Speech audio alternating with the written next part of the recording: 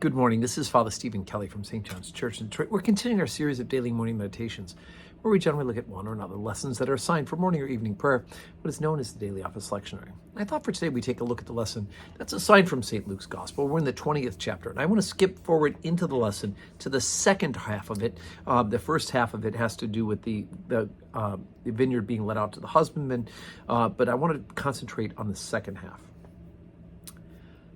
And the chief priests and the scribes the same hour sought to lay hands on him. And they feared the people, for they perceived that he had spoken this parable against them. And they watched him and sent forth spies, which should feign themselves just men, that they might take hold of his words, so that they might deliver him unto the power of authority of the governor. And they asked him, saying, Master, we know that thou sayest and teachest rightly, neither acceptest thou the person of any, but teachest the way of God truly. Is it lawful for us to give tribute unto Caesar, or no? But he perceived their craftiness, and said unto them, Why tempt ye me? Show me a penny. Whose image and superscription hath it? They answered and said, Caesar's. And he said unto them, Render therefore unto Caesar the things which are Caesar's, and unto God the things which be God's. And they could not take hold of his words before the people, and they marveled at his answer and held their peace. Okay, so now, last part of the lesson that we did the other day, we talked about how they were were trying to find a way to twist and get Jesus, but they couldn't do it because the people believed that he was in fact a prophet, at least, right? And Jesus turned it around when they said, whose authority is this? He said, well, I'll tell you what, tell me whose authority John the Baptist had, right? And of course they didn't want to answer that because they didn't want to get all tied up with what the people believed. So now they realize that they're being watched by others, and so now they get even craftier, right? Their own sinfulness is building up because they really want to find a way to stick it to Jesus.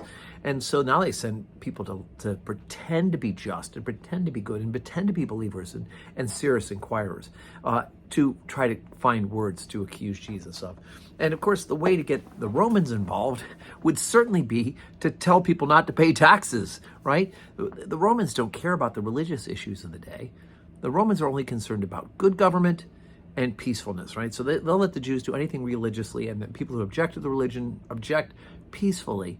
But if anybody tries to bring up an insurrection, if anybody tries to tell the people not to pay taxes to Caesar or speaks against the government, you can be sure the full force of Caesar will come down on them. So the leaders, the authorities of the nation are going to try to find a way to accuse Jesus. And the idea of, should we pay taxes? If he wants to be a populist, Jesus might say, well, no, because they're bad oppressors. That's what the Jewish authorities wanted him to do. But, of course, Jesus, that's not what he's here about.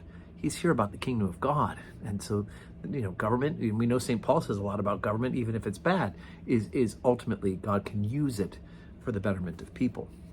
This is very hard for us to see that sometimes with bad government, but especially in other parts of the world as well. But Jesus focuses and says, look, give to God the things are God's. And guess what? Here's the things that are Caesar's, right? The taxes and the government. The things that are God's are everything. And God can use that as well. So give to God the things that are God, especially your heart. So today's Wednesday, but we have a Tigers baseball game during the daytime.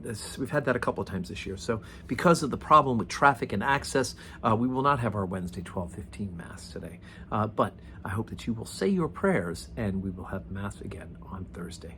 And may your Wednesday be wonderfully full of blessings.